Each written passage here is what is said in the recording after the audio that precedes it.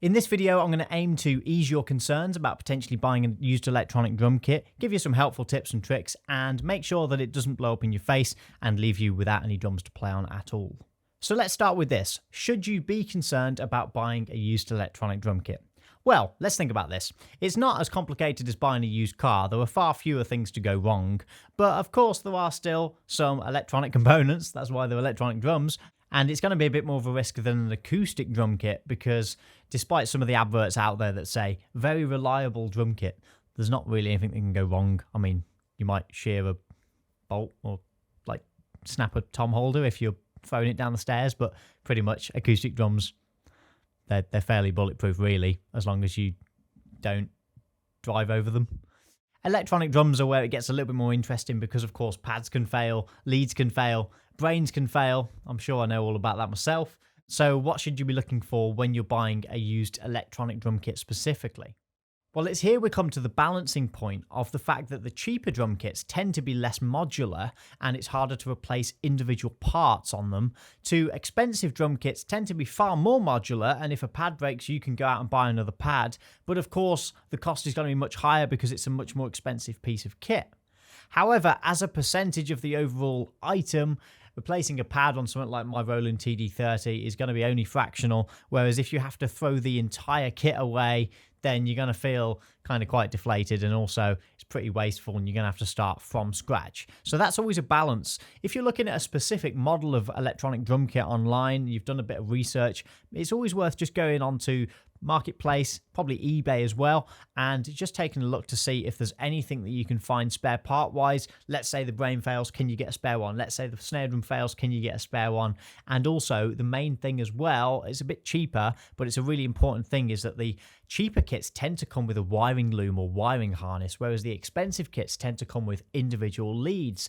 Now, what does this mean? Well, if an individual lead breaks, you can replace it for £7, £8, £10, something around that region. Whereas if the whole loom breaks, not only have you got to source one, make sure it's going to be compatible, but also it means that if a single lead breaks, you're going to have to replace the entire loom. So that could be more expensive, even on a cheaper kit, and also it might be more difficult to find one.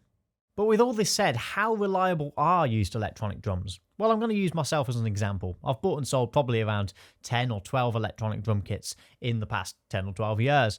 And I've even sold a few of them to students, people I've taught for a long time. It's got a picture of some happy children.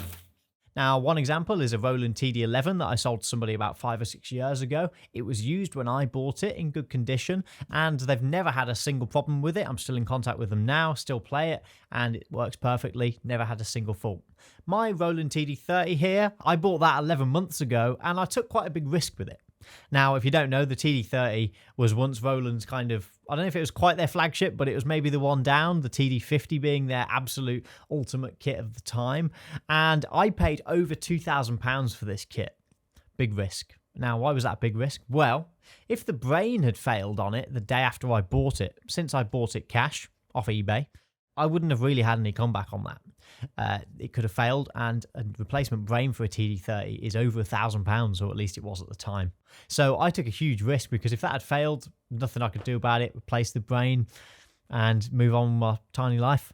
But fortunately, it hasn't failed. And also, it's unlikely that it would catastrophically fail entirely. You might get a button that sticks, you might get a button that breaks, but it's unlikely to cause you not be able to play it at all. And also, there are many videos online about how to repair them if you're even slightly tech savvy. You can strip them down and you can clean them and you can do various things to try and coax them back into life.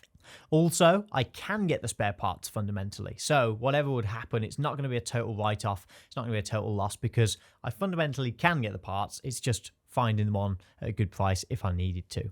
So that really does beg the question, is a cheaper kit always less risk than a more expensive kit? Well, of course, the less money on the table, the less risk in general. Just like poker. I've lost the last 3 games I've played with my friends. 30 quid down. But if you buy a cheaper kit, you're far more likely to have to throw the whole thing away if it breaks. However, they're still pretty reliable generally, as long as you don't buy some absolute tat. But even so, they've been making electronic kits for so long now that even if you buy something cheap, it's probably an older patent from a company that stopped making something years ago and they've sold it to someone else to start making it even cheaper. So I mean, most of them are bits of rubber pad and metal.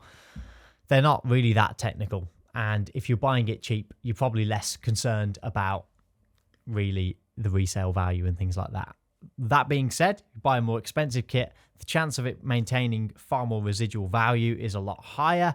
Just like my TD30 again, that will always be worth at least $1,000. I'd always get half my money back, 10, 15 years in the future probably, just based on some of the older products that I've seen, like the TD20 and the older models. They still carry reasonable value even though they're old now. And the other thing with the more expensive kits is that you don't have to fundamentally replace like for like. So let's say the brain fails on my TD30. It's £1,000 for a new one. Let's say I can't afford that. So what do? I can replace it with maybe a TD11 brain. I could replace it with a TD15 brain or something like that. And I could find different ways of kind of making the kit still work without me losing absolutely everything. And then I could probably sell the broken brain for a few £100 on eBay. Somebody would repair it and get it back as good as new. Also, the more expensive stuff, you're probably more likely to find someone who can repair it rather than trying to get a repair done on like £100 electronic drum kit, because you probably just won't bother. If you have any questions about anything that I've said in this video, then drop a comment down below. I'll do my best to get back to you. Leave a like if you've enjoyed the video, and remember to subscribe if you'd like to see some more content from me in the future. Thank you so much for watching, guys. I'll see you on the next one. Bye bye for now.